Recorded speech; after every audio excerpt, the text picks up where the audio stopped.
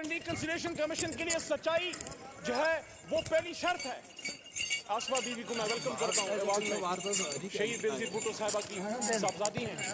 देखिए जनाब deputy speaker साहब, अगर हम समझते हैं कि पाकिस्तान को ठीक होना है तो फिर हम लोगों ने फैसले करने।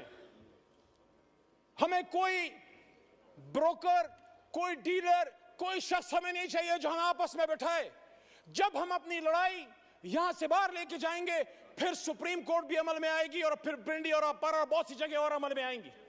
मेरी आपसे दरखास्त है, स्पीकर की कुर्सी इनिशिएटिव ले। हमारा सबसे पहला नुक्ता जनाब इमरान खान साहब और असीरान की रहाई है। पॉलिटिकल केसेस हैं। वो शख्स जो वजीर आजम था अचानक उस पे कैसे 150-200 केसेस बन गए। he's a political prisoner, he's a prisoner of conscience, and I'm not defending whatever atrocities have been done to you in the past. अगर हम उस पे जाएंगे तो फिर बात हल नहीं होगी। यहाँ एजाजुल हक साहब भी मौजूद हैं, उनसे एहतराम का रिश्ता है, लेकिन जो हुआ माजी में वो ठीक तो नहीं था।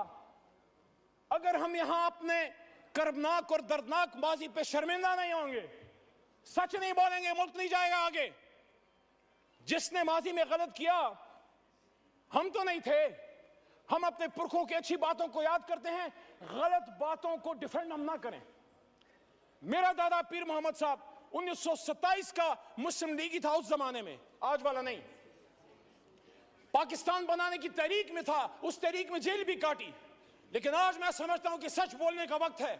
जहां मुझे इस पे फख्र है कि तहरीक पाकिस्तान का कारकुन था, जना का साथी था, जेल काटी, पाकिस्तान के लिए तकलीफ उठाई, वहां जब वो फेडरल मिनिस्टर फॉर रेवेन्यू बने, मेरे ख्याल में उनको अयूब खान साहब की कैबिनेट में वजीर नहीं बनना चाहिए था।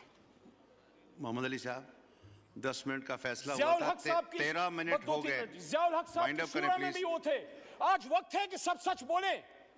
मैं समझता हूं कि मेरे दादा पीर मोहम्मद खान साहब को मरहूम ज़ियाउल हक साहब की शूरा में नहीं होना चाहिए था। एज ए डेमोक्रेट एहतराम का रिश्ता आज भी जाज साहब से है और कल भी रहेगा और इंशाल्लाह मरते दम तक रहेगा। लेकिन सच तो कोई यहां बोले। मैं जिस तरह पशेमानी का इजहार कर रहा हूं कि मेरा दादा वो पाकिस्तान बनाने की तरीक का सिपाही था, रेवोल्यूशनरी था, लेकिन एक गलती उनसे हुई।